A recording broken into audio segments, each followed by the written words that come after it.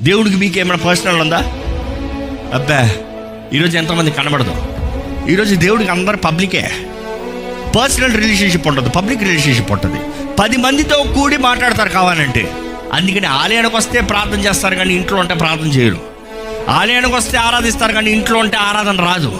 ఆలయానికి వస్తే 10 మంది ముందు దేవా స్తోత్రం అంటారు కానీ నిజంగా మనస్ఫూర్తిగా దేవుని సన్నిధిలో దేవా నీకు స్తోత్రమయ్య అని చెప్పిన రోజుందా?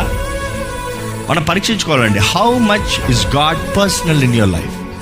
ఎంతగా దేవుడు ప్రత్యేకించబడిన వ్యక్తిగా మీ జీవితంలో ఉన్నాడు. మనం చూస్తాము, ఇక్కడైతే వీరు ఆయన ఏదో గొప్ప జయం ఇస్తారని ఆశపడ్డారు. హోసన్నా అంటే రక్షక. ఇక్కడ హోసన్నా అని పలుకుతున్నారంట, మా రక్షక రక్షించు, ఇప్పుడు రక్షించు. హోసన్నా ఇప్పుడు రక్షించు, దేవా ఇప్పుడు రక్షించు, రాజా ఇప్పుడు రక్షించు, నీవు రాజువి, నువ్వు మమ్మల్ని రక్షించాలి. నేను సర్వం ఎరిగిన దేవుడు, అది ఏది చేసినా మేలు చేస్తాడు.